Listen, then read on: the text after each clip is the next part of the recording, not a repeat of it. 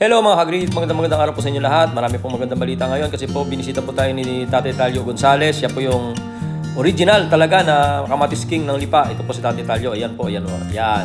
Tatay Talio Gonzales na Kamatis King ng Lipa. Ha? The best na kaibigan po yan. At 2007 ko pa po kaibigan niya silang mga mag-asawa at yung kanyang mga anak. Ay napakababait po. Sila po yung nag-ampon sa akin dito sa Batangas. Sila po yung mga unang mga taong mga nagtiwala po sa atin dito. Now, kaya po special po itong ating araw ngayon, kasama yung kanyang mga anak na yan, ay special po yan kasi nga po ngayon ay meron po tayong i-disclose sa inyo na yung isa sa kakaibang magandang balita po ngayon. Kahit na po ngayon bagsak ang presyo ng mangga, alam niyo naman bagsak po ang presyo ng manggang kalabaw ngayon. Pero yung manggang katimon ni Tatay Talio ay hindi po nagbabago ang presyo. 250 pesos per kilo po ng manggang katimon ngayon. 35 pesos lang ang kilo ng manggang kalabaw, pero sa kanila po ay 250 pesos po per kilo ang kanilang manggang katimon. Ito po ay binili nila nung araw, napakamahal po ng seedlings ito nung araw na binili nila. And ngayon po napapakinabangan nila at napakarami po nilang ganitong mangga, yung manggang katimon. Actually po, ang nare-retail nila is 100 kilos every day. Kulang pa po yun kasi napakarami po ng demand sa kanila. Ang nakakatuwa nga, bakit yung manggang kalabaw na ngayon po ay bagsak na bagsak at marami tayong mga kaibigan mga magmamangga ngayon ang talagang umaaray po dahil sa sobrang laki ng nagastos at inaasahang kikita, and then bagsak pala ang presyo ng mangga, pero ito pong kanilang manggang katimon ay maganda nga po ang kita. So kaya ko po kinikwento sa inyo yan kasi sa lahat po ng mga gustong mag-invest, mag-engage into mango plantation ay isa sa magandang option ngayon yung mangga, yung mango katimon. At kung gusto niyo po ng seedlings niyan dito po sa Batangas, ay ibibigay ko po yung number at saka yung page po ng Tatay Talio Gonzales at saka ng kanilang mga anak na makokontak po ninyo yan. Now, over and above, isa po sa pinunta nila rito kasi po yung ginagamit nila sa mangga, ginagamit nila sa gulay, ginagamit nila sa palay na supplement fertilizer, ay magkakaroon din po tayo rito ng demo dito po sa ating drop seeds na mga palay. Just imagine that. So magbibigay po sila sa akin ng sample sa isang araw at ito po ay gagamitin natin sa ating palay dito.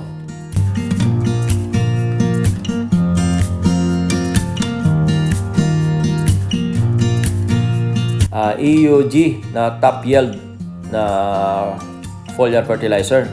So eventually, yan po ay makikita nyo po rito yan na mayroon niyang flat sign.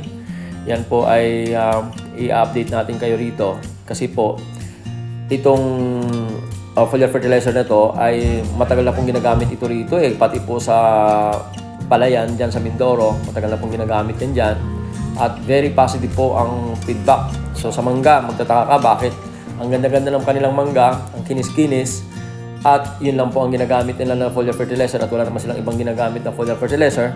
And napakaganda po ng result. Actually, yung yield nila is napakataas ng yield po ng kanilang mango katimon. Isang araw po, bibisitahin natin sila mismo doon sa kanilang manggahan at ipapakita natin sa inyo yung mismong mangga katimon. Doon sa mga gusto mag-engage into mango plantation, isa po sa magandang option yung mango katimon. Then, total package na po yung mga ginagamit na rin nila sa gulay, sa palay, sa mangga, sa ibang halaman, ay i-vlog na rin po natin para package na po kapag pinakita natin sa inyo. So yun po yung ating update sa inyo for today. Kaya ako po masaya kasi ito pong pamilya ay napakabait po sa akin ito nung araw pa. Talagang maliit pa lang si Brian, yung panganay ko ay talagang sila na po yung mga napupuntahan ko dito sa Batangas. Doon pa ako kumakain, pamilya ko doon kumakain sa kanila.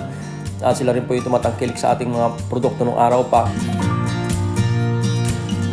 At the same time, si Tatay Talio po, para sa kalaman po ng lahat, bago ko po nakilala ang ibang mga magkakamatis, ito na po ang unang-una ko nakilala rito at tinagurian po siyang tinatawag na Kamatis King. Kung siya po ay nagkaroon ng maraming mga lupain, siya po ay nagkaroon ng maraming mga properties dyan sa Lipa, napakamamahal po ng mga lupa na dyan ngayon. Nung araw po, si Tatay Talio ay nanggaling po yan sa paggugulay ng kamatis. Kaya doon sa mga gustong mag-engage naman into farming sa paggugulay, ay isa po si Tatay Talio at yung kanyang mga anak na pinagsasalinan niya ng kanyang mga kaalaman at ang nanay Lulit ay madali po natin silang makokontak kasi maglalagay po ako ng number dito.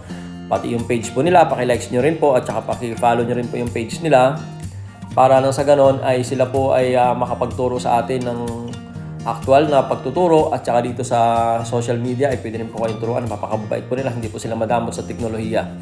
So, yan po yung sinasabi natin na kahit na meron na tayong sariling kaalaman, ay mahalaga po na natututo tayo. Actually, si Tatay Talyo po, from zero, wala akong kaalaman sa pagkakamatis, pagugulay. Sila po yung nagbigay sa akin, naglagay sa akin utak ng unang-unang mga bagay na importanteng malaman ko sa paghahalaman. So, yun po yung importanteng ma-share ko po sa inyo. So, this is the first vlog natin tungkol po sa kanila, pero I would like to tell you na ito po ay mga series of vlogs po to, lalo na po dito nagkaroon na nga po tayo ng demo trial ng tungkol po rito sa kanilang top yield AUG top yield foliar fertilizer. So yun po yung ating upload sa inyo for today. Yung very special po ito kasi ngayon po is Father's Day. So lahat ng mga tatay sa buong Pilipinas, sa buong mundo, buong mundo, lalo na po sa lahat ng mga Filipino, ay Happy Father's Day po sa inyong lahat. So, yun po yung ating vlog sa inyo for today. Thank you very much mga ka-great. Laging tatandaan sa ating munting channel, World of TV Farmers and Bida. June 16, 2024, happy birthday sa aming kuya na panganay, Kuya Tony Tolentino. Thank you very much po.